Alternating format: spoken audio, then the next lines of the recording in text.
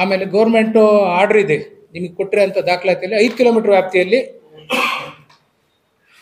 ನಿವೇಶನ ಮಂಜೂರು ಮಾಡಿ ಇದು ಮಾಡೋಕ್ಕೆ ಇದಿದೆ ಅಂತ, ಯಾರಿಗೆ ನಿವೇಶನ ರಹಿತರಿಗೆ ಕೊಡಕ್ಕೆ ಬರೋದಿಲ್ಲ ಅಂತಂದು ಸರ್ಕಾರಿ ಆದೇಶ ಇದೆ. ಆದ್ರೂ ನಿನ್ನೆ ನಡೆದಂಥ ಘಟನೆಯಲ್ಲಿ ಚಿದಾನಂದ ಅವರು ಹೇಳ್ತಾರೆ ಕೊಡ್ಬೇಕಾಯ್ತು ಬಡವರಿಗೆ, ಯಾಕೆ ಕೊಡ್ತಿಲ್ಲ, ಶಾಸಕರು ಇವ್ರನ್ನ ಕಳಿಸಿ ಅಧಿಕಾರಿಗಳನ್ನ ಕಳಿಸಿ ಎಲ್ಲ ದಬ್ಬಾಳಿಕೆ ಮಾಡ್ತಾ ಇದ್ದಾರೆ ಅಂತ. ಇವರೊಬ್ಬರು ಸದಸ್ಯರಾಗಿ ಈ ಥರ ಹೇಳೋದು ಸಮಂಜಸನಾ? ಆಮೇಲೆ ನಿನ್ನೆ ನಾವು ಆ ಸ್ಥಳಕ್ಕೆ ಭೇಟಿ ಕೊಟ್ಟಾಗ ತಹಸೀಲ್ದಾರು, ಅಧ್ಯಕ್ಷರು, ಸದಸ್ಯರು, ಆ ವಾರ್ಡಿನ ಕೌನ್ಸಿಲರು 10:30 1:30 ತನಕ ಅವ್ರ ಹತ್ರ ಚರ್ಚೆ ಮಾಡಿದ್ದೀವಿ.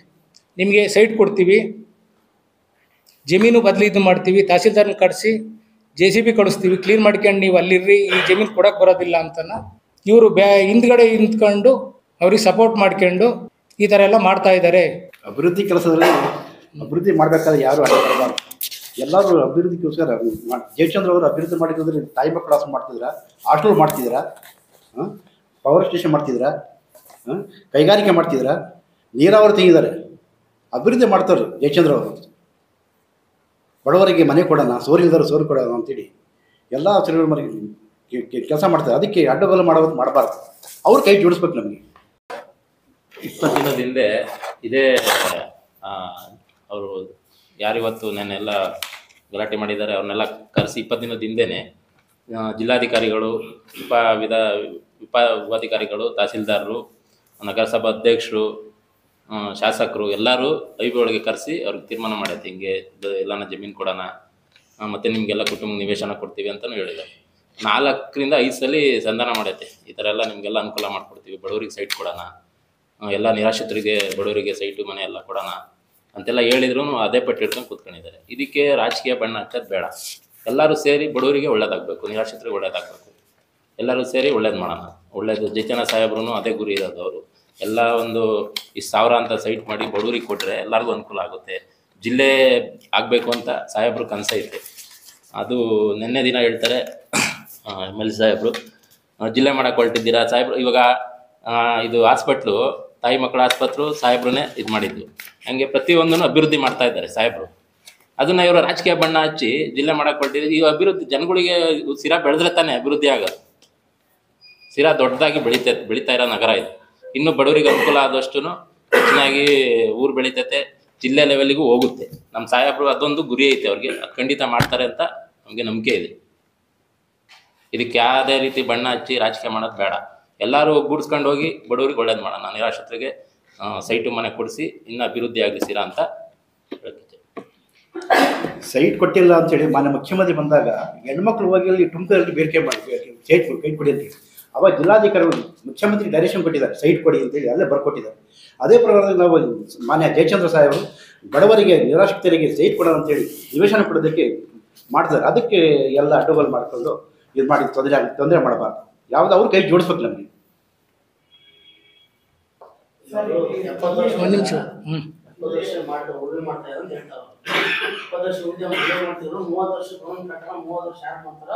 ಅವ್ರಿಗೆ ಜಮೀನು ಅಂತ ರೂಲ್ಸ್ ಐತೆ.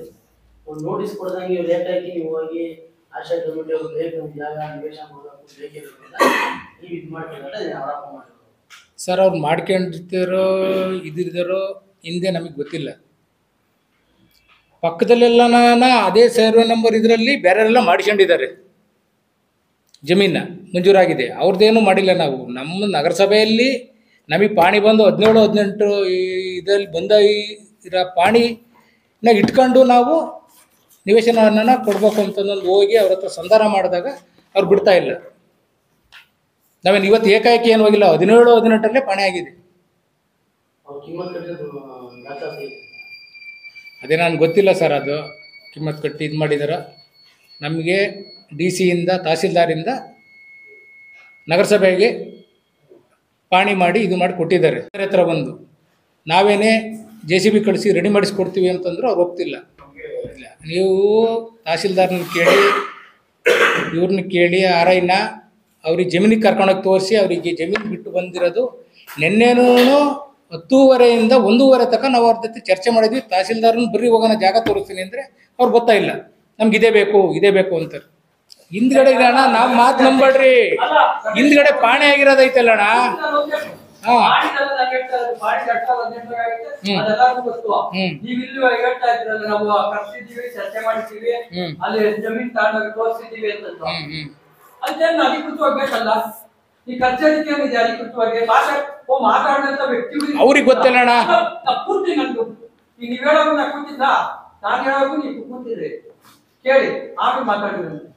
ಅಧಿಕೃತವಾಗಿ ಮಾತಾಡಿದಂತ ವ್ಯಕ್ತಿಗಳು ಗೊತ್ತಿಲ್ಲ. ಈಗ ನೀವು ಅನಧಿಕೃತವಾಗಿ ನೀವು ಬಂದು ಇದು ಮಾಡ್ತಾ ಇದ್ದೀರಿ. ಈಗ ಸರಿನಪ್ಪ, ಅದು ಜಮೀನ ಮಾಡಿಸಿದ ಯಾರು ಜವಾಬ್ದಾರಿ? ಆಶ್ರಯ ಸಮಿತಿ ಅವರ ಜವಾಬ್ದಾರಿ ಅದು. ನಾವು ಒಬ್ರು ಇವ್ರಲ್ಲ ಅಣ್ಣ. ನಿಮ್ದು ಏನ್ ನಿಮ್ ಜವಾಬ್ದಾರಿ ಏನಪ್ಪ? ಹಾಗಾದ್ರೆ ಇರೋ ಜಮೀನುನೆಲ್ಲ ಇರೋ ಜಮೀನ್ ಹೆಂಗ್ ಮಾಡಕ್ ಬರುತ್ತಣ್ಣ?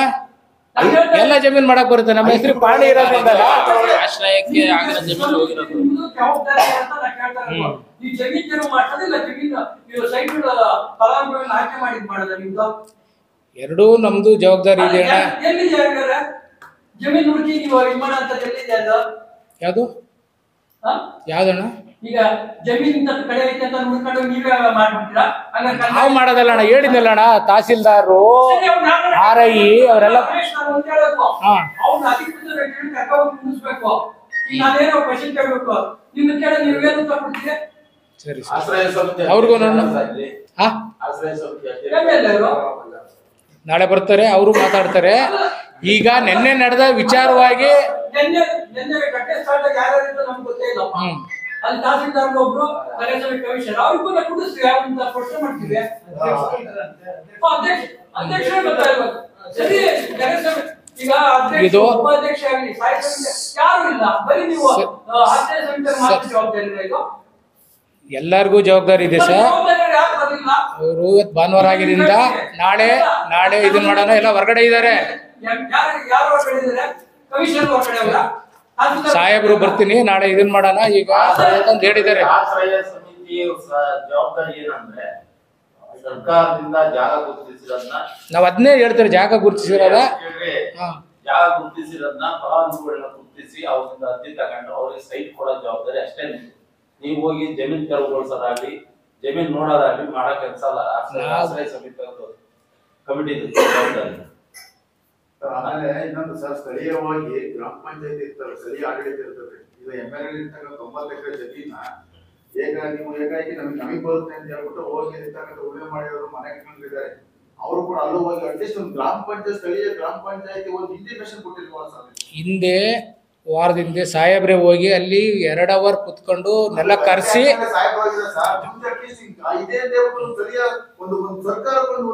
ಮಾಹಿತಿ ಕೊಟ್ಟಿಲ್ವಾ ನೀವು? ಸರ್ ಮಾಹಿತಿ ಕೊಡ್ತಿದ್ದಾರೆ, ಜನ ಬರ್ತಾರ ಸರ್. ಸರ್ ನಾವು ಅವಾಗ ಹಿಂದೆ ಅಧಿಕಾರದಾಗ ಇರ್ಲಿಲ್ವಲ್ಲ, ಅದನ್ನೇ ಹೇಳಿದ್ವಲ್ಲ. ಹಿಂದೆ ಇವ್ರು MLA MP MLC ಆಗಿದ್ದರು, ಅವಾಗ ಏನು ನೀವು 10 ವರ್ಷ MLA ಆಗಿದ್ದವ್ರು ಹಿಂದೆ 10 ವರ್ಷ ಏನ್ ಮಾಡಿದ್ದೀರಿ? 10 ವರ್ಷದಲ್ಲಿ ಹೇಳ್ತಾ ಇದ್ದೀರಿ ಸೈಟ್ ಕೊಡ್ತೀವಿ ಅಂತಂದು. ಈಗ ಕೊಡಕ್ ಹೋಗಿ 2008 ಅಲ್ಲ ರಮೇಶ್, ನಿಮ್ಗೆ ಗೊತ್ತಾಯ್ತು ಇಲ್ವೋ? 2008ರಲ್ಲಿ ಫಸ್ಟ್ ಸಲ ಸಿರಾಯಿನ ಜಡ್ಜರ್ ಇದ್ದಾಗ ಫಸ್ಟ್ ಅನೌನ್ಸ್ ಮಾಡಿದ್ದೆ, ಪತ್ರಕರ್ತರು ಮತ್ತು ಆಟೋ ಚಾಲಕರಿಗೆ ಕೊಡ್ತೀವಿ ಅಂತ ಬಿಟ್ಟು ನಾರಾಯಣಸ್ವಾಮಿ ಕಲ್ಯಾಣ ಮಂಟಪದಾಗ ಆಟೋ ಚಾಲಕರು ಅವ್ರದೊಂದು ಫಂಕ್ಷನ್ ಆಗಿ ಅನೌನ್ಸ್ ಮಾಡಿದ್ರು. ಎಲ್ಲಿ ಎಷ್ಟು ವರ್ಷ ಆಯ್ತು? 2008 2025 ಅಲ್ಲಣ್ಣ. ಈಗ ನಗರಸಭಾ ಇಲ್ಲ, ನಗರಸಭಾ ಅಧ್ಯಕ್ಷ ನಾವು ಚರ್ಚೆ ಮಾಡಿದ್ರು, ಅದ್ ಮಾಡಿದ್ರು, ಅವ್ರು ಕುಡಿಸ್ಬೇಕಾಯ್ತು. ಯಾಕೆ ಬರ್ತಾ ಇಲ್ಲ ಅವರು? ಬೆಳಿಗ್ಗೆ ಮಾಡ್ತಾರಣ್ಣ, ಅವ್ರಿಗೂ ಜವಾಬ್ದಾರಿ ಇದೆ. ಬೆಳಿಗ್ಗೆ ಅಣ್ಣ ಸರಿ ನೀನ್ ಹೇಳ್ತೀರಿ ಈಗ MLC ಹೋಗಿ ಅಲ್ಲಿ ಮಾತಾಡಿದ್ರು ತಪ್ಪು ಕಾನೂನಿಗೆ ಅಂತದ್ದು. ಕಾನೂನಿಗೆ ಪರ್ಯಾಯ ಜಮೀನು ಕೊಡ್ಬೇಕಂತದೆಲ್ಲ ಇದೆಯಾ?